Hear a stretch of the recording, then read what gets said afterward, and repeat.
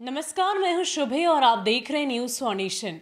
Jharkhand high court में भले ही Rajad supremo Lalu Prasad Yadav की जमानत याचिका पर सुनवाई तो हुई, लेकिन इस याचिका को पूरी तरह से खारिज कर दिया गया और ये बताया गया कि अब सुनवाई फिलहाल नहीं होगी, यानी कि एक बार फिर से लालू प्रसाद यादव जेल में ही रहेंगे। आपको बता दें कि पिछले कई दिनों से लालू प्रसाद यादव की तबीयत नासाज है और वो रांची के रिम्स से सीधे दिल्ली के एम्स में शिफ्ट कराए गए और फिलहाल उनकी हालत स्थिर बनी है, लेकिन फिर भी उन्हें डॉक्टर्स की निगरानी में रहने की जरूरत है।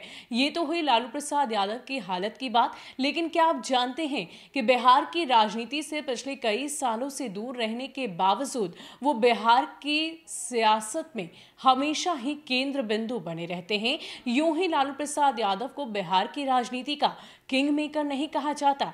अब ऐसे में लालू प्रसाद यादव पिछले कई दिनों से जेल की सजा तो काट ही रहे हैं, लेकिन साथ ही साथ बीमार भी चल रहे हैं और एम्स में पिछले कई दिनों से उनकी हालत जो है वो गंभीर बताई जा रही थी। हालांकि पिछले कुछ दिनों में उनकी तबीयत में काफी सुधार हुआ है। इन सबके बीच बिहार की सियासत की अगर बात की जाए तो राजद सुप्रीमो लालू प्रसाद यादव को लेकर आए दिन कई सारी बातें होती रहती हैं और अक्सर ही वो चर्चा का विषय बने रहते हैं। और अगर राजद सुप्रीमो लालू प्रसाद यादव की बात करें तो वो भी हमेशा बिहार की सियासी जो हलचल है उस पर उनकी नजर बनी रहती है।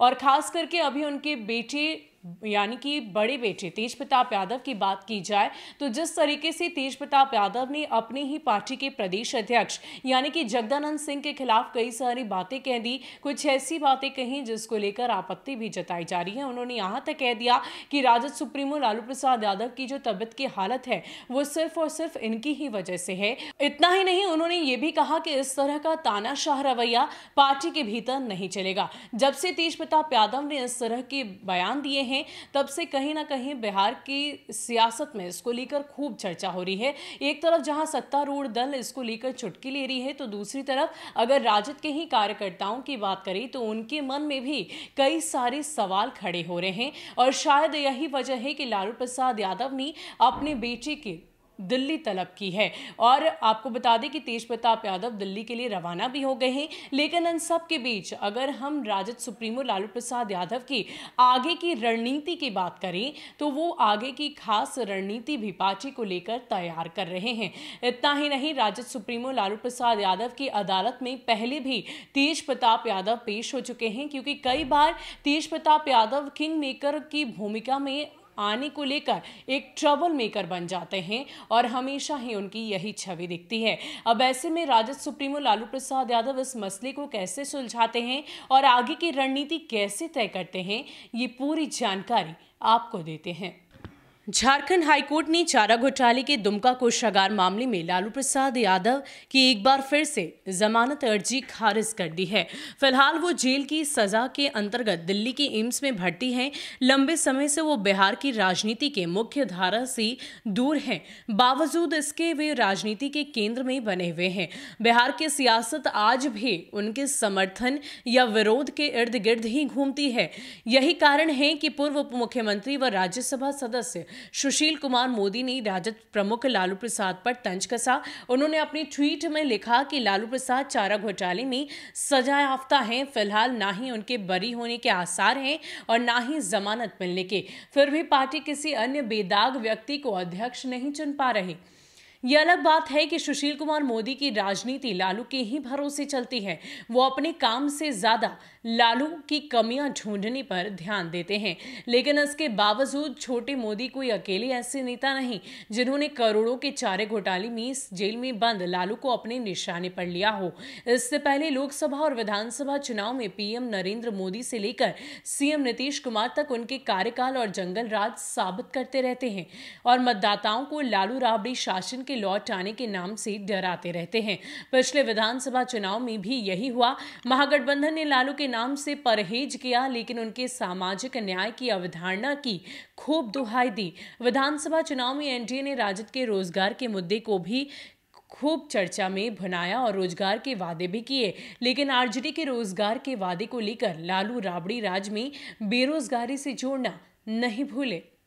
लेकिन इन सब के बीच अगर हम बात करें लालू प्रसाद यादव के डर की, तो बिहार विधानसभा चुनाव में भी सत्ता पक्ष मतदाताओं को लालू का ही भय दिखाकर चुनाव मैदान में कूदा था। 7 जून 2020 को भाजपा के वर्चुअल जन संवाद में अमित शाह ने लालू राबड़ी शासन की तुलना एनडीए के शासनकाल से की थी। जनता दल यूनाइटेड प्रमुख नीतीश कुमार ने भी अपने बूथ स्तरीय पदाधिकारियों से बातचीत कार्यक्रम में लालू राबड़ी के शासन की चर्चा की।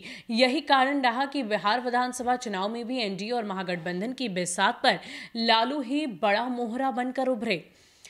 स्पष्ट है कि चारा घोटाले में सजा पाकर रांची के जेल में बंद लालू प्रसाद यादव कैदी होकर भी बिहार की राजनीति की धुरी बने हुए हैं। सत्ता पक्ष का निरंतर उन पर हमला इसका प्रमाण है। लालू को जेल में रहते मोबाइल सहित अन्य सुविधाएं दिए जाने को लेकर राजनीति अक्सर गर्माती रहती है। राजद प्रवक्ता मृत्युंजय तिवारी कहते हैं कि जेल में रहकर भी लालू प्रसाद ही बिहार में राजनीति की धुरी बने हैं। अगर वो जमानत पर जेल से बाहर आते हैं तो आरजेडी ही नहीं, पूरे विपक्ष को बल मिलेगा और प्रदेश की डबल इंजन की सरकार हिल जाएगी।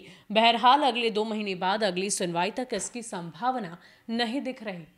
तो आपको बता दें कि राजद सुप्रीमो लालू प्रसाद यादव अब आगे की रणनीति तैयार करने में जुट गए हैं और अपने बेटे को समझाने बुझाने के बाद अब आगे की तैयारी उनकी तरफ से पूरी की जाएगी। आपको बता दें कि आगामी कुछ दिनों में बंगाल विधानसभा चुनाव भी है और ऐसे में वो पूरी तैयारी करने में जुट गए हैं। साथ ही साथ आपको ये भी बताते चले कि मार्च के पहले महीने में लालू के छोटे लाल यानी कि तेजस्वी यादव बंगाल का दौरा करेंगे, जनसभाओं को संबोधित करेंगे और हर वो संभव प्रयास उनकी तरफ से किए जाएंगे कि किसी भी तरीके से बंगाल को जीता जा सके, बंगाल में अपनी पैठ जमाई जा सके। लेकिन इन सब के बीच कई सारी बातों से यह स्पष्ट होता है कि बिहार की राजनीति की धुरी अभी भी लालू प्रसाद यादव बने हुए हैं। बिहार की राजनीति कहीं ना कहीं उनके इर्द गिर्द ही घूमती नजर आती है। अगर हम बात करें राजद के प्रवक्ता मृत्युंजय तिवारी की, तो वो भी लगातार इस बात की चर्चा करते हैं कि जैसे ही लालू प्रसाद यादव जेल से रिहा होंगे, जाहिर सी बात है कि पार्टी को और भी ज़्यादा मजबूती मिलेगी और इस डबल इंजन की सरकार का खात्मा हो जाएगा। अब फिलहाल होगा क्या, ये तो 2 महीने बाद ही पता चलेगा, क्योंकि फिलहाल उनकी दुमका कोषागार मामले में सुनवाई टाल दी गई है। फिलहाल के लिए इतना ही। बने रहे हमारे साथ और देखते रहे न्यूज़ फॉर नेशन। नमस्कार।